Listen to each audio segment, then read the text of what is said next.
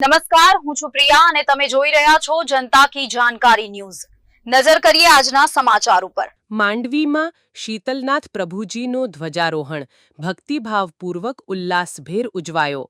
માંડવી શ્વેતાંબર મૂર્તિ પૂજક તપગચ્છ જૈન સંઘના ઉપક્રમે તારીખ 9-8ને શનિવારના રોજ શીતલનાથ પ્રભુજી તથા ચૌમુખી પાર્શ્વનાથ પ્રભુજીનો ધ્વજારોહણ માંડવી જૈન સમાજના 5 ગચ્છના ભાઈઓ અને બહેનોની ઉપસ્થિતિમાં ઉલ્લાસભેર ઉજવાયો હતો।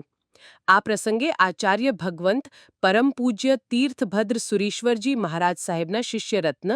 પરમ પૂજ્ય તીર્થ રશ્મિ વિજયજી મહારાજ સાહેબ આદિ ઠાણા 3 તથા સાધ્વીજી જીન નક્ષાત્રીશ્રીજી મહારાજ સાહેબ આદિ ઠાણા 2ની પાવન નિશ્રામાં શીતલ પાર્શ્વ જિનાલયમાં સવારના 10 વાગે બહેનોએ 17 ભેદી પૂજા ભણાવી હતી તથા 11 વાગે ધ્વજા સંબંધી ચઢાવા લેવામાં આવેલ હોવાનું માંડવી તપગચ્છ જૈન સંઘના પ્રમુખ ચંદ્રેશભાઈ શાહ અને પૂર્વ ટ્રસ્ટી તથા મીડિયા કન્વીનર દિનેશભાઈ મણીલાલ શાહે જણાવ્યું હતું।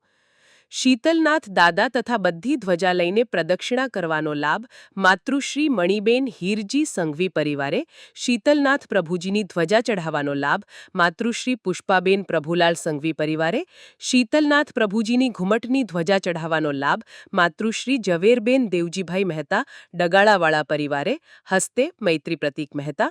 શીતલનાથ પ્રભુજીની ચોકિયારીની ધ્વજા ચઢાવવાનો લાભ માતૃશ્રી ગુણવંતીબેન ભોગીલાલ દામજી શાહ પરિવારે, યક્ષ યક્ષિણીની ધ્વજા ચઢાવવાનો લાભ મહેતા તરુણભાઈ રમણીકલાલ પરિવારે, ચૌમુખી પાર્શ્વનાથ દાદાની ધ્વજા ચઢાવવાનો લાભ માતૃશ્રી મણિબેન હિરજી સંઘવી પરિવારે, પ્રદક્ષિણામાં ધ્વજા સાથે દીપક લઈને ચાલવાનો લાભ માતૃશ્રી ગુણવંતીબેન ભોગીલાલ દામજી શાહ પરિવારે, પ્રદક્ષિણામાં ધ્વજા સાથે ધૂપ લઈને ચાલવાનો લાભ જીયા પારસ સંઘવીએ, પ્રદક્ષિણામાં ધ્વજા સાથે જમણી બાજુએ ચામર લઈને ચાલવાનો લાભ શાહ હેતલ ભરતભાઈ પરિવારે, પ્રદક્ષિણામાં ધ્વજા સાથે ડાબી બાજુએ ચામર લઈને ચાલવાનો લાભ માતૃશ્રી જડાવબેન વાડીલાલ શાહ પરિવારે, આરતીનો લાભ શીતલ મંડળે, મંગલ દીવાનો લાભ માતૃશ્રી ગુલાબબેન મગનલાલ શાહ પરિવારે અને શાંતિ કળશનો લાભ જીયા પારસ સંઘવી પરિવારે લીધો હતો। બપોરે વિજય મુહૂર્તે